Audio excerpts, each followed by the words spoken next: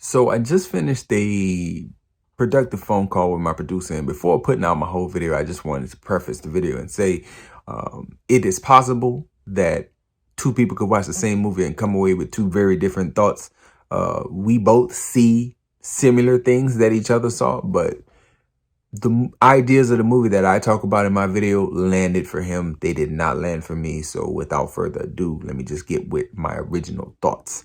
But I did want to throw that out there that we can watch the same thing and come down differently, because me and my producer sure did on this one.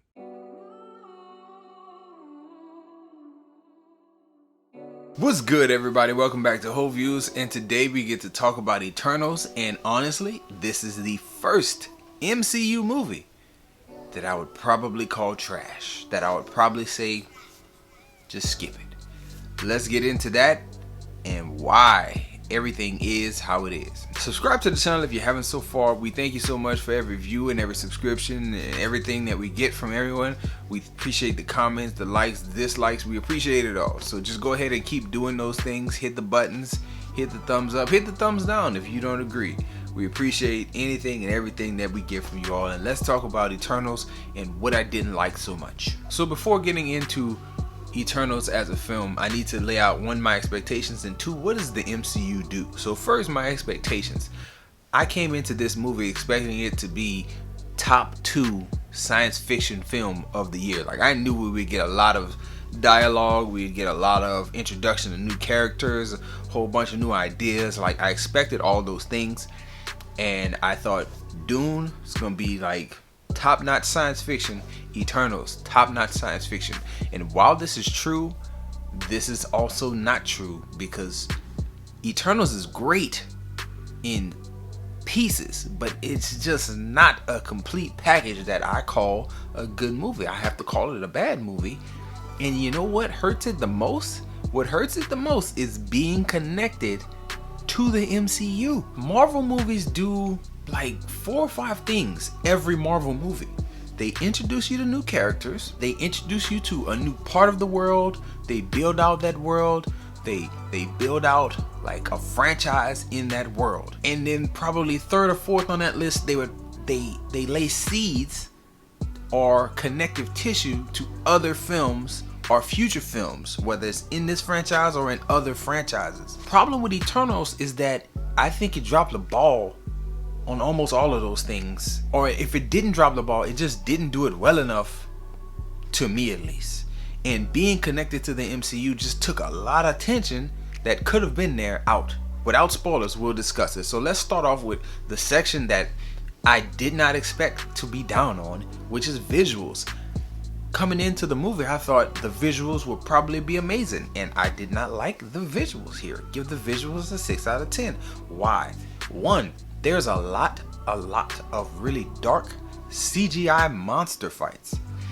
And while it's cool action, you know, I can kind of tell what's happening, I also kind of can't tell what's happening, and I did not enjoy that. You look at the cast, and it's an impressive cast. I like the people picked to do certain things in this film, and one of the problems I come up with is the people that they spend the most time with did not move me on screen. Like, I didn't feel any kind of connection to them. I didn't feel like drawn in by their characters. I don't know if that was by design, but the main guy, Icarus, that character, he was super flat to me. I didn't like his character. The main leading lady here, Cersei, the one we spend the most time with, it's like, I didn't feel super connected to her character either. I don't know what it was, but they didn't grab me as far as watching the film and watching it come off the page like that. And I'll do a spoiler review talking about some of the things that happened that I just didn't care for. But when we talk about the visuals, I didn't like the setting of the fights and the way the fights looked on screen. And I didn't care for all the performances from all the characters. They just didn't do a lot to make me feel connected to them. Real hard on this one. Pace. I'm real hard on pace. I damn near fell asleep. There's sections of the movie where they go into like a whole bunch of drama and a whole lot of talking and a whole bunch of explanation, and I just found myself not caring. Finding myself with my little beanie on and my jacket in the cool theater, just like, oh man, when is something gonna happen? It has some entertainment value to it because when things do happen, it's like things picked up, and I kind of like what I'm seeing right here, and it's pretty cool. At least it's a fight scene, and I'm learning about people and things that's going on. That was cool, but there was just a lot of like talking and just not useful stuff to me. Didn't care. I found myself not caring about long stretches of the movie, so that's a big negative for the pace for me, because I feel like, again, maybe I could be wrong, but I feel like there was great stretches of film where nothing really happened. It was just a lot of talking, a lot of emotional stuff, a lot of hand holding and staring at the sun. Real hard on story in this movie. I give it a 3 out of 10. Like, man, that's pretty low. Why is that? Because one, I didn't really care for the story they told, as well as I didn't care for the way that they told it. We all knew Eternals spanned the course of centuries. So you got from the beginning of mankind kinda until present day. And it's like, okay, all that stuff is going on.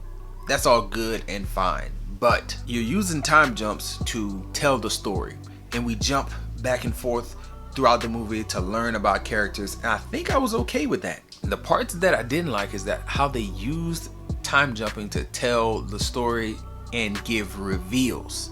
I didn't care for that. The way that, you know, certain information was held until, you know, near the end of the film, and then we used more time jumps to kind of say like, this has been going on all along. And it's like, didn't feel good. Didn't feel good to watch. Didn't like the way that unraveled. When talking about the story that they told, I need people to understand that this is very much a love story type of movie. A movie focused on love, mainly the love between two characters. Very true here. When you talk about the call to action and the reason why the movie is happening, it's a story about the love of humanity. Cool stuff. Can't take no points away from it for that. Even when you talk about the motivations of certain characters, their really motivation is the love of life. And again, that all sounds very nice, very poetic, very deep, very well thought out. The problem I have is that I don't feel like it translated well in terms of dialogue and all that other stuff. I just don't feel like it translated well, having been a good idea, love-centric film, and then like, let's put it into action. I didn't feel like it went into action very well at all. Entertainment value for me, I have to give it a 6 out of 10. Reason being that the entertainment value was there in spurts. Like, there's times where you will laugh. There's times where you will feel like, man, I really like this character and the things that he's doing. But like, I didn't like 15, 20, 30 minutes before him. And once this certain character exits, it's like, you take all the fun with you when you're gone. It's like, man. And I know every movie that's in the MCU does not have to be fun. But again, I expect it to be a little bit more entertained throughout. You were entertained, again, I feel like, in spurts. Like, good action here. You know, dark monster fight, but at least I can track what's going on. And then like, let's just sit here and let the movie breathe for a long time. It's like, man, didn't care for that. Entertainment value decreases. And then bam, something happens. And it's like, oh wow, okay, this is going on now. This is happening now. Things have moved forward. I like. And then let's slow it back down and do this and this. And I just didn't care for the way things unraveled in that way. You know, it brought the entertainment down for me because it wasn't continuous. Finally, rewatchability. I give rewatchability a 3. Main reason is that I kind of recommend it if you just absolutely, I want to see every Marvel movie. That's fine, go ahead and watch this one. But me personally, that thing was 2 hours and 45 minutes and I felt every minute of it, and I'm not feeling it again. There's parts of it that I kind of would like to revisit and just see the way things kind of flowed. Just things in it that I would watch again, but then at the same time, would you watch the entire package? Nah. Just wouldn't feel like it would be wasting an evening, wasting some time. Fun fact, my wife was like, did you want to go see this new Marvel movie? I was like, yeah, I'll go, but don't come with.